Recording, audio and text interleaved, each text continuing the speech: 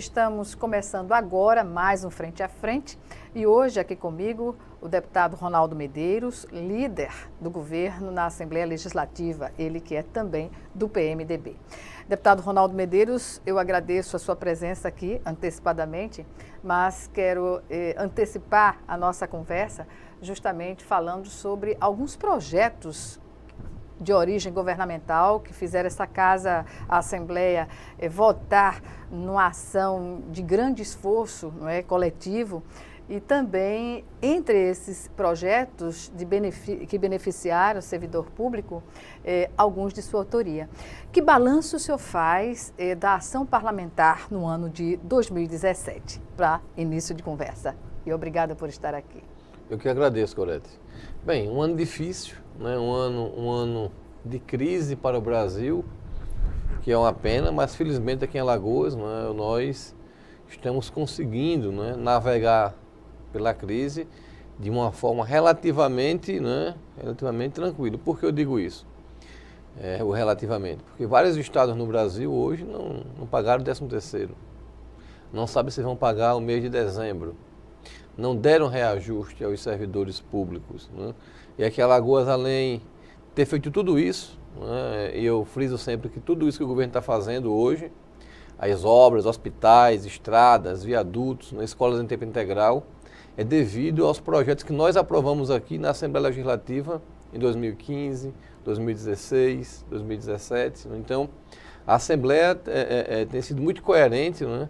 Eu não diria nem com o governo, mas coerente com o Estado de Alagoas, com a sociedade, que é o que nós deveremos realmente fazer. Né? Então, a gente vem aprovando leis aqui, leis importantes. Né? Lá em 2015, eu lembro, quando nós aprovamos aqui um reajuste fiscal para o governo, onde o governo enxugou a máquina administrativa, diminuiu secretarias, diminuiu cargos, né? Cortou vários contratos que o governo tinha. Né? Fez auditoria em contratos, diminuiu contratos que existiam. E hoje Alagoas é um estado diferenciado. Né? Nós temos hoje um governo, um governador que é diferenciado, que goste ou que não goste, mas hoje é um governo diferenciado que serve hoje de exemplo para o Brasil. Nós éramos exemplo de tudo que é ruim. Todos os indicadores sociais de desgoverno, no passado recente, nós éramos exemplo disso. Hoje em dia Alagoas é citada como um estado que fez seu ajuste fiscal, um estado que tem solidez, né, na sua área econômica. Na credibilidade de investidores, inclusive, não é? Perfeito. Você imagina aqui em Maceió 2 hospitais, grandes hospitais sendo construídos. O da mulher, eu passei hoje lá, está no oitavo andar, pavimento, quase fisicamente concluído. O governo quer inaugurar até abril, maio do próximo ano, é um avanço. Tem outro hospital lá na Via Expressa, sendo construído também, que vai desafogar muito depois hoje o HGE. No interior, Portugal sendo construído, Delmiro sendo licitado, Viçosa sendo licitado também hospital, União também vai receber o seu hospital. Então vejam, né? Fora isso, nós vamos entrar agora já no próximo ano com 50 escolas em tempo integral. Então isso é um grande avanço. Eu desde o primeiro mandato que eu venho lutando muito pela escola em tempo integral. Né? É fácil? Não, mas o governo mostrou que com planejamento, trabalhando sério, né, nós conseguimos avançar.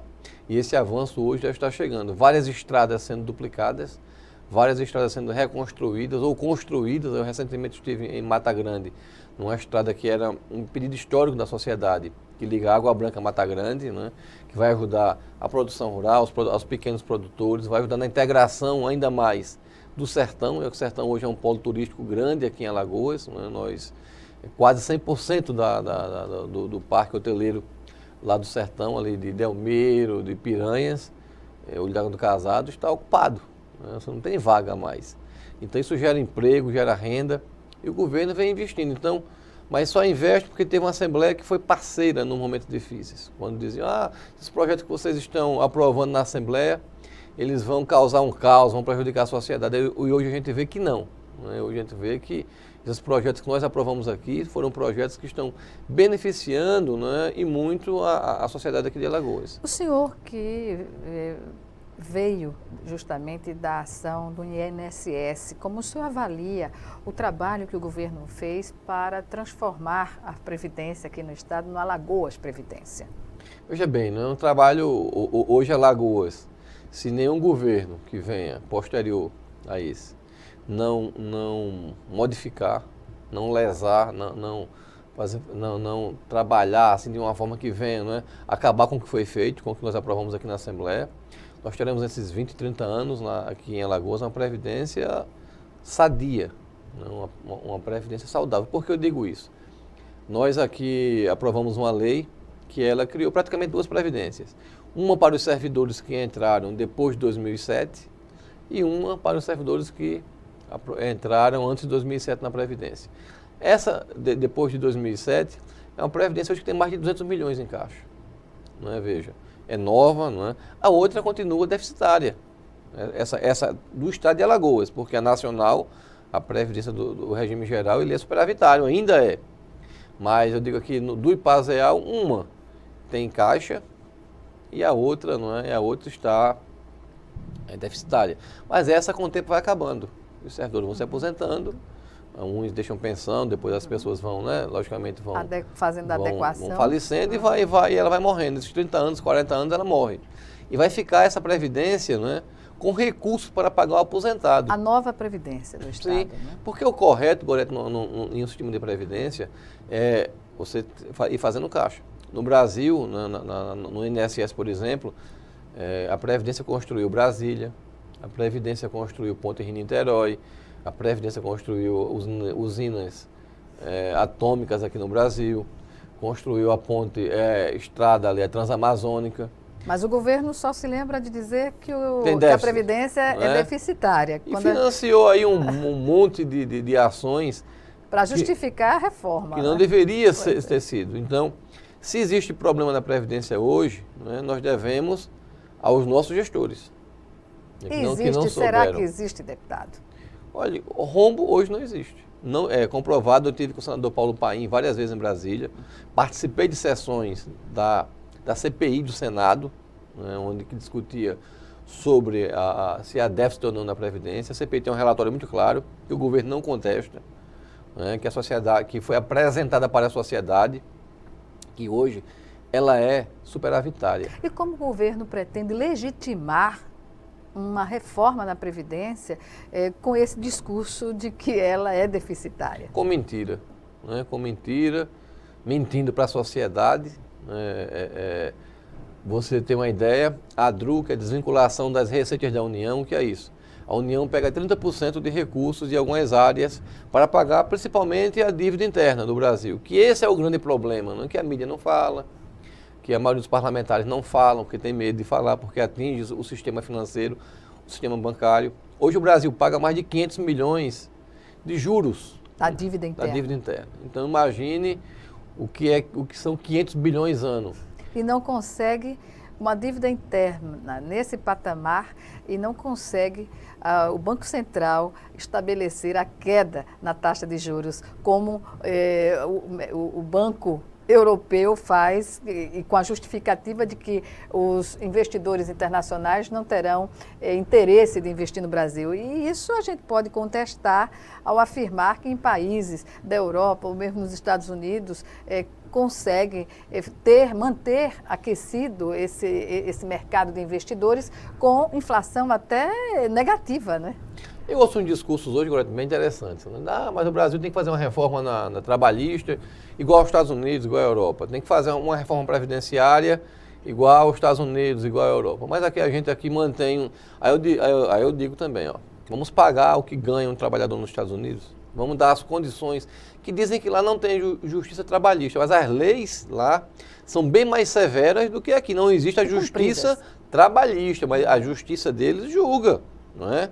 E lá é bem interessante, se eu ganho uma causa, aqui vamos supor, trabalho no INSS e ganho uma causa, todos os meus colegas do INSS que estão naquela situação, eles ganham também. Por extensão. Por extensão, né? Então eles são bem mais rígidos nessa área. Vamos pagar ter uns juros aqui no Brasil, né, que seja igual ao da Europa. Um cartão de crédito aqui, se você atrasar hoje, você que nos assiste, você vai pagar mais de 15%. Eu recebi de um banco que eu tenho conta corrente, dizendo, os juros do cartão diminuiu 338% ao ano. Então veja que ninguém mexe com o sistema financeiro. O que você paga, o que eu pago, você, Gorete, de juros, de taxas aos bancos hoje. É assim... Por que os governos não conseguem mexer na taxa de juros no Brasil? É um acordo, né? Isso é um acordo assim, tácito, explícito, com o sistema financeiro, com a Avenida Paulista, né? Que é quem governa realmente. Com a governabilidade do país. Eles não querem trabalhar, mexer na causa. O que é a causa de déficit, que eles falam que existe em previdência que não existe? Qual a causa da falta, às vezes, de uma atenção maior para a saúde, mais recursos para a educação?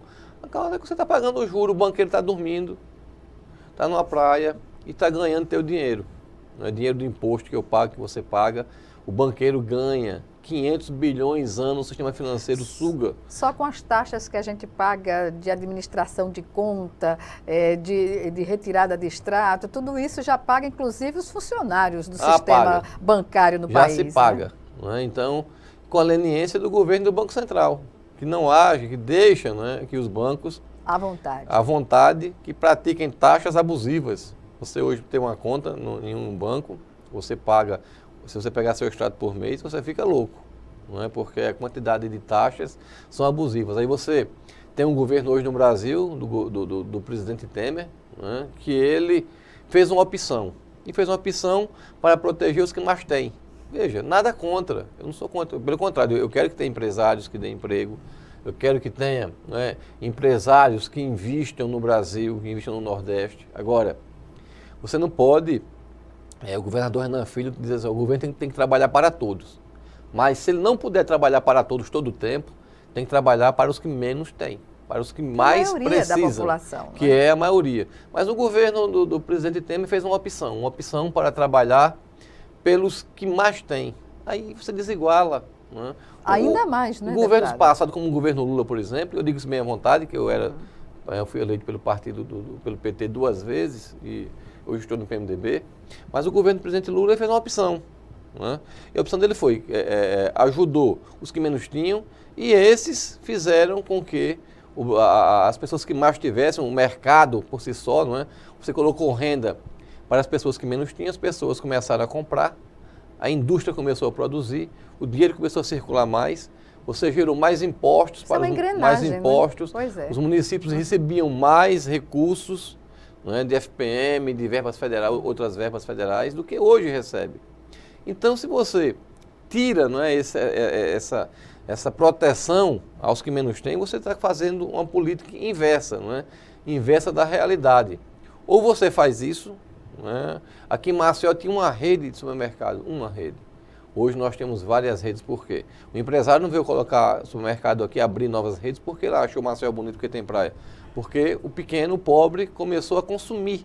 E isso fez com que, não é, se gerasse mais emprego, mais renda. E isso o governo atual não vê. Inclusive, criando também outro nicho de desenvolvimento, que é do ramo atacadista, não é? Aqui no estado de Alagoas. Que é fortíssimo hoje aqui em Alagoas, não é? Hoje tão forte quanto o setor sucro-alcooleiro, ou mais na atualidade, hoje. Ou mais. Ou mais. Eu ajudei muito, a gente ajudou aqui, aprovando leis aqui, que beneficiam hoje, não é, o atacadista, não só o atacadista, os medicamentos, nós fizemos leis que beneficiam os atacadistas de alimentos também. O governo, não é, ele fez uma política fiscal aqui que beneficia, que atrai empresas para Alagoas. Pois bem. Deputado Ronaldo Medeiros, nós vamos chamar agora o nosso primeiro intervalo e o Frente a Frente volta em 1 minuto. Até já.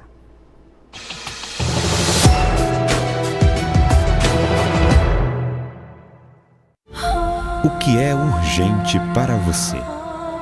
Para muitas famílias, a prioridade é não morrer de frio. Eu agradeço todo mundo que está doando os cobertor por causa do frio, né? Para esquentar meus filhos, principalmente, né? Quando a LBV chamar, diga sim.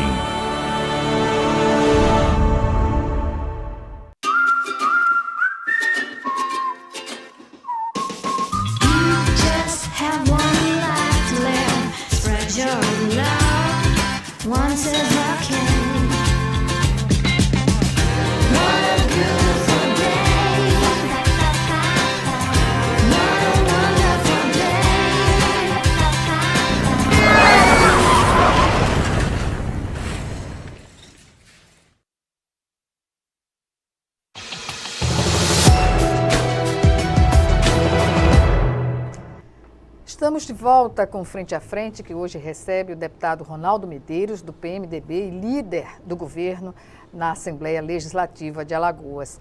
Deputado, eu volto à primeira pergunta, que na sequência da resposta a gente entrou no assunto nacional, não é? Na política de gestão nacional, e aí eu pergunto, a Assembleia Legislativa, num esforço concentrado durante todos esses anos, aprovou, e agora mais fortemente, algumas matérias de origem governamental que beneficiaram muito o servidor público aqui de Alagoas. O senhor, inclusive, é autor de algumas dessas propostas.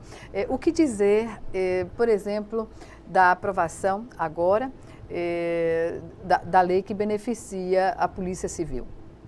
Bem, nós aprovamos agora uma lei que beneficia, cria, né, melhora o plano de cargos, né, da Polícia Civil. Imagine num momento de crise, né, a Assembleia aqui aprovando melhorias, né, salariais, fora o reajuste que já teve. Muitos podem falar, é pequeno, tá? Pequeno, mas está tendo, está pagando em dia, né? Eu sei que o servidor público merece mais, até porque eu sou servidor público. Agora, uma coisa é você fazer como alguns estados fizeram no passado, né? Fizeram planos, fizeram reajuste e hoje não pode pagar. Isso não adianta. Melhoramos também, criamos um plano de cargos para os agentes penitenciários aqui do estado de Alagoas, fora outras melhorias que nós fizemos durante o ano, né? Foi um esforço concentrado. Aprovamos uma lei interessante, que foi de minha autoria, que cria agora o janeiro branco, que é um mês dedicado à saúde mental, né? Vai trabalhar com psicólogos, psiquiatras, onde o Estado deve criar essa cultura, né, que é importantíssimo, pessoal. Às vezes a gente olha muito para o físico. É uma incidência alta, né? Altíssima, né? A gente olha muito para a questão do aspecto físico, esquece de trabalhar a mente, né? Que ela é importantíssima, né? Mente sã, corpo sã. E subnotificada, né? Muitas Perfeito vezes, também. Né? Nós aprovamos também uma lei aqui que é de minha autoria também, que ela faculta, né, ao policial civil ele ser professor, ele atuar, né, no magistério, que é uma profissão nobre. E eu defendendo esse projeto, eu dizia, veja bem, um policial civil, né, vai trabalhar como educador, como professor, ele tem que buscar se capacitar, ele vai ter que estudar. Ele melhora também como policial. Ele está em sala de aula, ele não vai querer dar um mau exemplo lá na sua atuação como policial, como ele vai encarar os jovens. Então ali ele aprende, ali ele recebe um feedback da sociedade, ali ele repassa, não é? Ele ajuda a construir o aprendizado. Então todo mundo ganha com isso, ganha o policial, ganha o governo que não vai colocar mais pão, né? O pão vai melhorar a feira desse policial, melhorar a condição sua financeira, econômica, não é? Sem gastar nada, porque o policial tem tempo para isso. Não pode, desde que a sua escala de trabalho seja compatível, né? Porque o policial trabalha 24 horas e tem as suas folgas, ele pode tranquilamente exercer uma atividade nobre, não é? E engrandecer mais ainda a sua profissão. Ele está aumentando sua renda. Então, temos uma lei da nossa autoria aqui que ele isenta as polícias, os agentes penitenciários do imposto na compra, né, na compra de armas também é de nossa autoria, né? Então, eu te falava aqui no intervalo, eu tenho uma atuação muito voltada assim para o servidor público, né? Também para o servidor público. Por que isso? Porque eu sou servidor público também, né? Assim, eu na casa, tudo aquilo que eu posso fazer que é justo, que eu acho que é justo para o servidor público, e o que eu cobro do servidor é que ele retribua isso numa melhoria, né, na qualidade dos serviços para a sociedade. Para a população, exatamente. Eu sempre converso isso com eles, porque não adianta se a gente aprovar aqui planos, aprovar melhoria de salário, se ele não retribui isso com um atendimento digno, né? Tudo aquilo que ele pode fazer, que está, né, dentro das suas condições, ele faça e retribua isso que o Estado, que a sociedade, porque eu digo sempre que empresa nenhuma, Gorete, paga salário de ninguém. Na área privada não é a empresa que paga o salário do trabalhador, nem é o governo que paga o salário dos seus servidores. Uma é o cliente que compra na empresa, porque a empresa que não tem cliente, que não tem ninguém comprando, ela não consegue manter salário do trabalhador. E a outra é com impostos, né? A sociedade é quem paga o meu salário, que eu sou servidor público, e aqui também na Assembleia eu sou. Então a gente tem que cuidar bem da sociedade, cuidar bem do cliente, né, dependendo aí da situação, para que a gente consiga, né, com isso, ter mais pessoas que contribuam, ter mais pessoas que for na área privada, que comprem naquela empresa e ela consiga aumentar, né, pagar e aumentar ainda mais o nível de emprego. Então, isso é importante que a gente frise, né? Eu sempre trabalho muito, isso eu fazia questão de conversar com meus colegas do INSS. Eu estava para vir aqui para a Assembleia, eu era pré-candidato na época, e alguns diziam, Ronaldo, como é que eu posso te ajudar aqui no INSS? Eu dizia, ó, atenda bem as pessoas, sabem que eu sou do INSS, que eu fui eleito no primeiro mandato como Ronaldo do INSS, você acha que você lembra ainda? Lembro, sim. Não é? Então vão saber que eu sou do INSS, vão ter um bom atendimento, sabem que eu estive aqui superintendente durante 8 anos e fazem seu julgamento, isso melhora, não é, a minha imagem. A prestação de serviço diz muito da gestão, não é, deputado? Perfeito, você veja assim, o governo atual do Estado, assim, né? Eu tenho eu olho bem para as ações que o governo faz. O governo com a escola em tempo integral, veja só, hoje nas escolas em tempo integral tem filas para matrícula. Nem todo mundo consegue ainda se matricular. Por quê? A escola em tempo integral diminuiu, né, a evasão escolar, as pessoas, os alunos, eles não saem. Olha que fica o dia todo ali dentro, né? Mas é um dia todo ali que você tem robótica, que você tem esporte. Um dia produtivo, sobre todos os aspectos. Que você tem deputado? aulas, que você tem, né, a parte lúdica, mas que também é educativa também. O governo você vai tem aumentar laboratórios a quantidade de escolas. São 33, para o próximo ano? o próximo ano já são 50 escolas em tempo integral, né?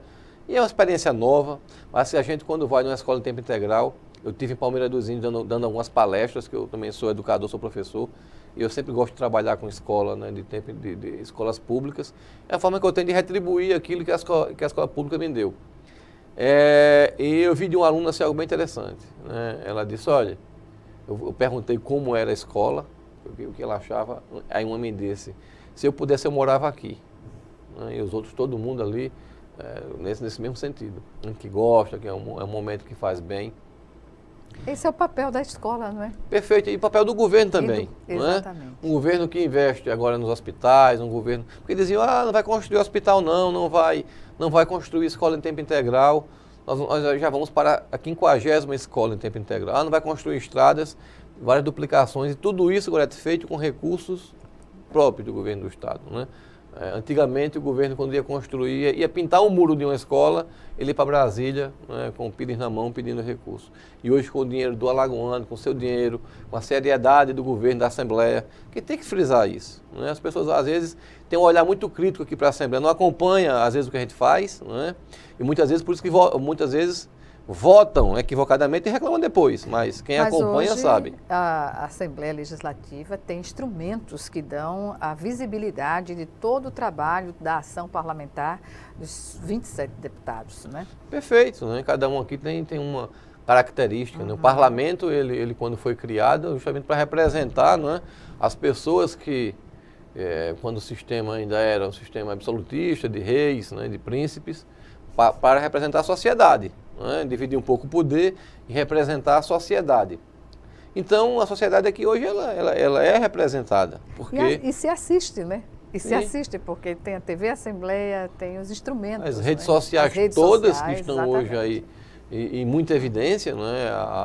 A TV tradicional, a mídia tradicional que nós conhecíamos hoje, ela está sendo totalmente repensada, justamente pelas novas oportunidades que se tem de comunicação. Como o senhor sabe bem aproveitar que jornalista, por formação acadêmica que o senhor tem, e também utiliza as redes sociais, o Instagram, com muita frequência, né? Usam, né? É uma forma que eu tenho de prestar contas, né? Na minha vida pessoal, eu fiz 2 postagens só, né?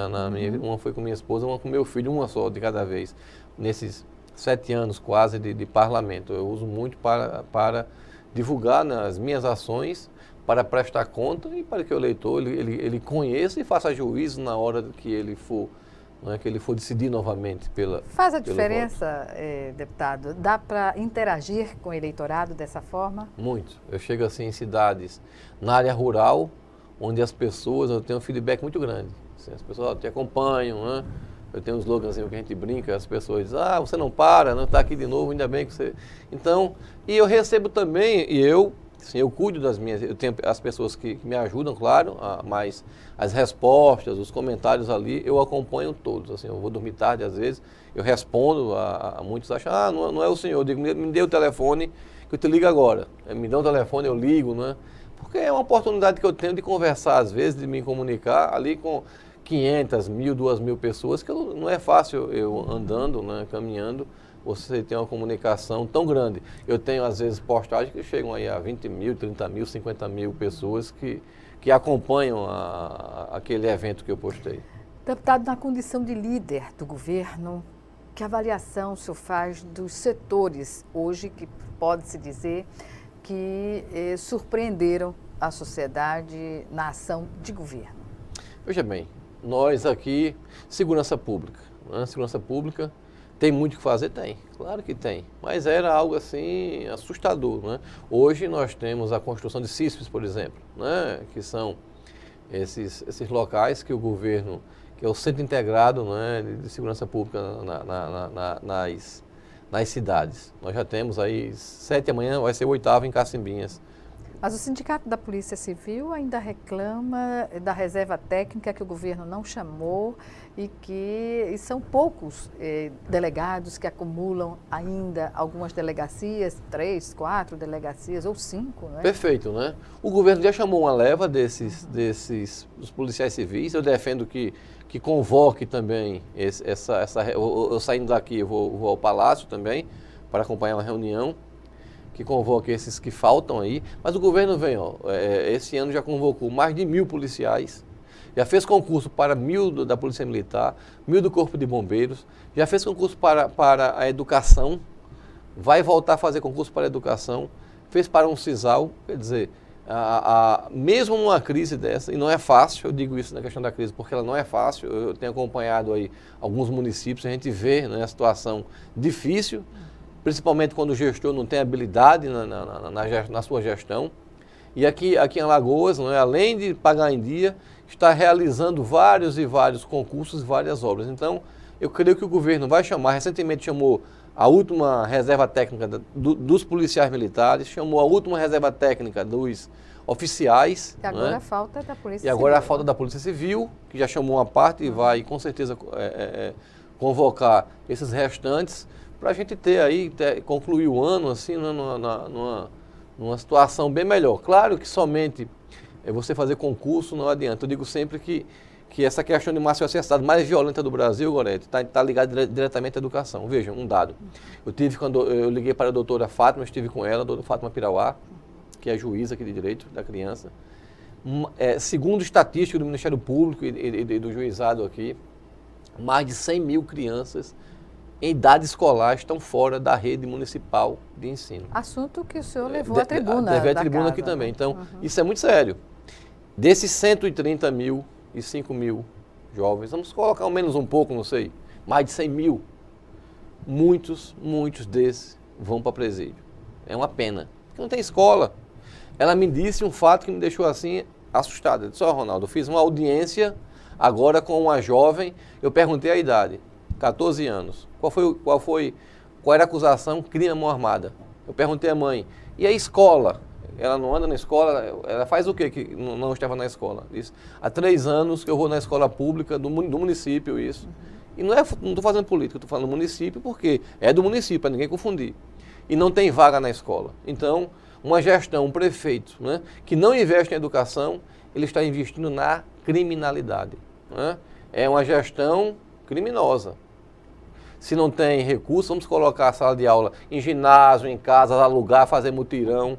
Porque esses recursos vêm para Alagoas. Quanto mais alunos, mais recursos o município, o estado recebe. E no caso do município de Maceió, deixa muito a desejar. Por isso que não pode cobrar somente do policial da segurança pública. Eu digo sempre que o professor, em sala de aula, ele é o melhor policial. É a melhor prevenção. É a prevenção contra a criminalidade e a violência. A sala de aula é uma escola. Certamente. Bem, deputado, nós vamos chamar agora o nosso segundo e último intervalo. Já já, o Frente a Frente está de volta.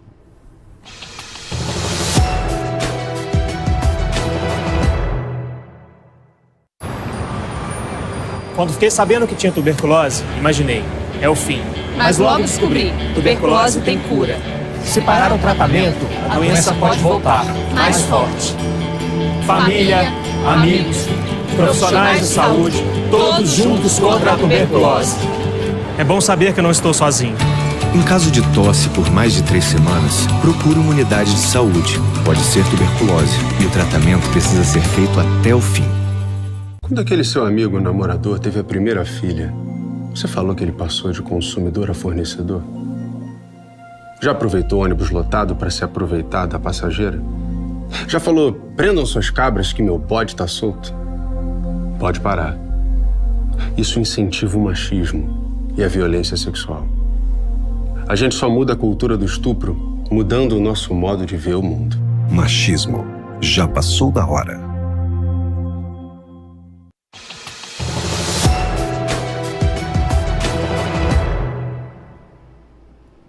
Estamos de volta para o último bloco do Frente a Frente, que hoje recebe o deputado Ronaldo Medeiros, do PMDB, ele que é líder do governo na Assembleia Legislativa. E, deputado, como é ser líder do governo na casa? O senhor que já esteve, inclusive, na oposição ao PMDB, hoje o senhor tem uma postura, não é, em relação ao governo federal de quase oposição também, a forma como o governo Michel Temer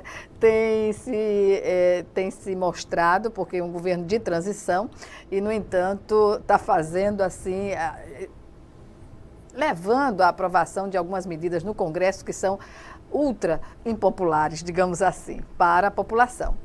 E em relação hoje ao governo do Estado, como o senhor se sente líder do governo?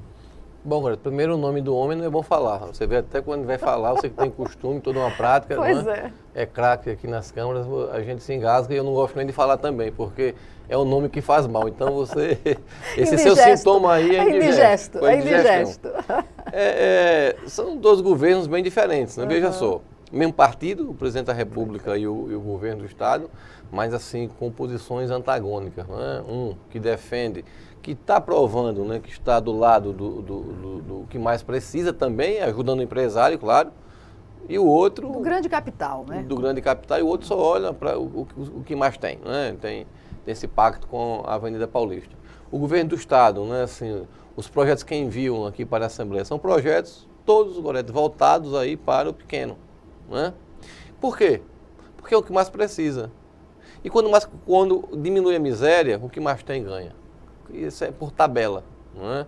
Porque ele passa a ter uma qualidade de vida melhor, o empresário passa, como eu te falei no bloco anterior, ele passa a comprar mais, ele passa a adoecer menos, ele tem mais condições de se viabilizar socialmente, não é? Então, é um governo sério, um governo assim, comprometido, é um governador diferenciado, jovem, né, mais diferenciado da política, aquela política que você fazia somente para agradar. O governo acertou em ter uma equipe econômica bem, digamos assim, preparada para o enfrentamento desses desafios, né? A Secretaria da Fazenda, o homem do cofre, soube fazer o seu trabalho no início para que não vivenciássemos uma crise maior do que aquela que alguns estados estão passando. O Santoro não é um ser humano também diferenciado, engraçado, né? Não conhecia o governador escolheu ele, veja só, por indicações técnicas, né? Uma pessoa muito boa. Hoje nós temos no planejamento e gestão também, né? O Fabrício, que é alguém também técnico também, que fazia parte da equipe do Santoro, né? Então é uma equipe madura, uma equipe que veio com o intuito de trabalhar e de buscar recursos aqui para Alagoas. Você tem uma ideia, o Produban, jogado aí 20 anos, rendeu quase 500 milhões para os cofres públicos. Essa dívida com a Eletrobras, que o governo federal tem, vai ter que pagar um dia, né? É uma dívida bilionária hoje. Foi descoberto também isso, uma dívida que tinha da Petrobras com Alagoas lá atrás também, que já foi liquidada. Então, é um governo que fez um ajuste fiscal sério aqui, quando lá atrás, quando ninguém pensava em crise ainda, né? Nessa dimensão. O governo aqui fez seu dever de casa. Então, isso é que dá mais tranquilidade para a gente na Assembleia, não é? E eu não seria líder de qualquer governo. Assim.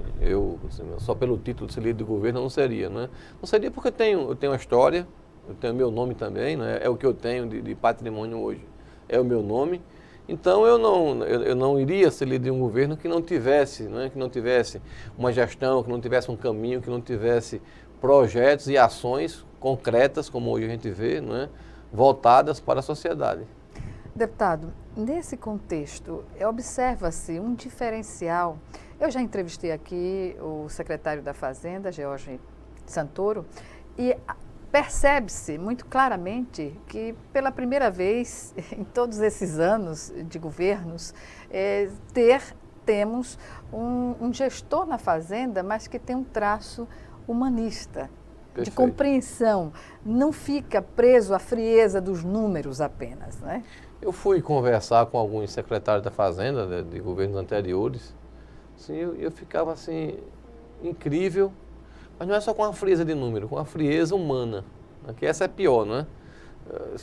Não dava atenção devida aos pleitos. Eu levei um pleito para reduzir o imposto do fumo, que aqui é no mais caro do Brasil. Hoje é um dos estados que cobra menos aqui no Brasil. Eu levei da indústria farmacêutica, da distribuidores, né? Atacadistas de medicamentos, eu levei, que foi também atendido, né? Nós ajudamos a aprovar aqui um pleito que tinha atacadistas de alimentos também, nós ajudamos a aprovar aqui, reduziu o imposto da carne, zerou, né? Do leite.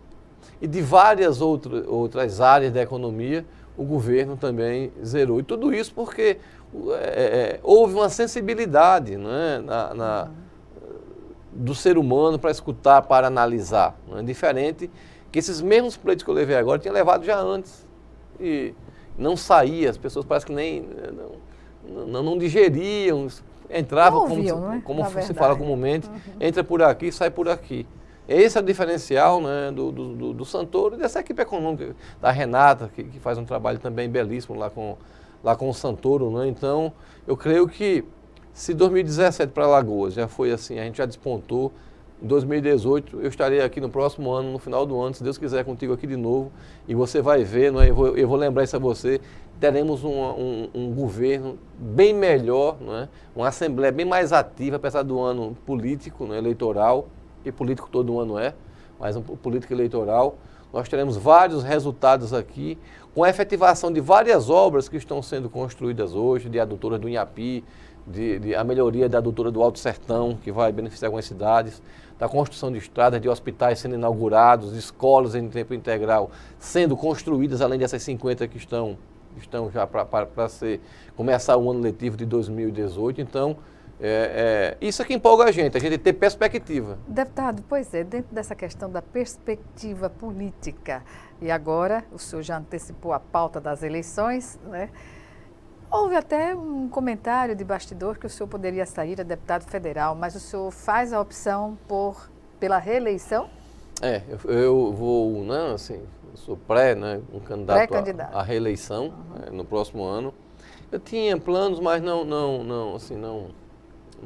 deu porque a minha campanha... Não vingaram. A minha campanha que eu fiz até agora foi para deputado estadual. Recebi alguns convites para ser federal, mas esses convites, eu não tive condição de aceitar. Agora, na próxima, né, dependendo do meu desempenho aqui eleitoral, eu penso em disputar outro cargo. Não sei qual, mas eu penso em disputar outro. Mas nesse agora, não é, a gente tem que ser bem pé no chão, né? A gente tem que dar um passo de cada vez.